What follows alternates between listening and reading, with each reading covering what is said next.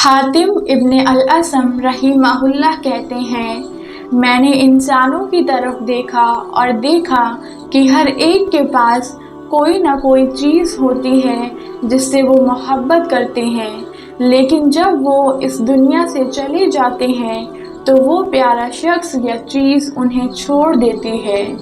इसलिए मैंने फ़ैसला किया कि अपने नेक अमाल से मोहब्बत करना सीखूं, ताकि जब मैं अपनी कब्र में दाखिल हूँ तो वो मेरे साथ आएं। जब इंसान इस दुनिया से चला जाता है, उसके पीछे 3 चीज़ें आती हैं: उसकी फैमिली, उसकी वेल्थ और उसके अमाल। उसकी फैमिली और उसकी वेल्थ कब्र से चले जाते हैं और अब से उसके नए घर में उसके साथ रहने वाले उसके अमाल होते हैं। अल्लाह ताला क़यामत के दिन के बारे में फरमाता है कि जिस दिन माल और औलाद कोई फ़ायदा नहीं देंगे, उस वक्त से अमाल तुम्हारा सुकून होंगे। सल्लल्लाहु अलैहि वसल्लम ने फरमाया, जब मोमिन को उसकी कब्र में रखा जाता है और वो अपने घर वालों के जाने के आखिरी कदम सुनता है, तब अजाब आता है। जैसे ही ऊपर से अजाब आता है, उसकी नमाज उठती हैं और वो अपना हाथ उठाकर कहती हैं, माँ क़िबली मदखल, तुम मुझसे नहीं गुजरोगे। और फिर उसकी राइट साइड से अजाब आता है, उसका सियाम, उसका रोज़ा खड़ा होता है और कहता है, माँ क़िबली मदखल, तुम मुझसे नहीं गुजरोगे। और उसकी लेफ़्ट साइड से उसकी ज़कात खड़ी होती हैं और कहती हैं, माँ क़िबली मदखल, तुम मुझसे नहीं गुजरोगे। और फिर उसके कदमों की तरफ से उसका सदका, सिला, फैमिली और कम्युनिटी के साथ अच्छा अखलाक, उसकी ऑनेस्टी, उसकी सच्चाई नीचे से प्रोटेक्ट करते हैं और कहते हैं, माँ क़िबली मदखल, तुम मुझसे नहीं गुजरोगे। और फिर उससे कहा जाता है, बैठो, वो बैठ जाता है।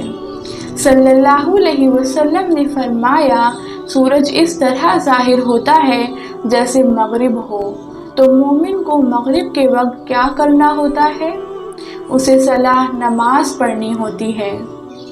और अगर आप किसी और वक्त पर उठते हैं तो आपको फ़िक्र होती है कि कहीं मेरी नमाज तो नहीं छूट गई। तो ये शख्स कहता है, मुझे नमाज पढ़ने दो।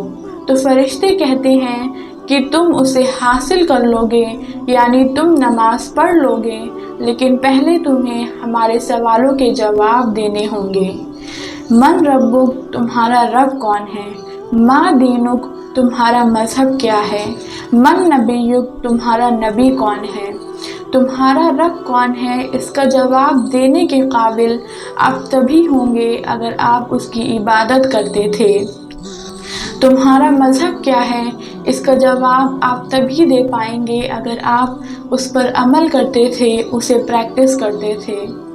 तुम्हारा नबी कौन है? इसका जवाब देने के काबिल तभी होंगे अगर आप नबी मोहम्मद सल्लल्लाहु अलैहि वसल्लम की सुन्नतों पर अमल करते थे, उन्हें फॉलो करते थे।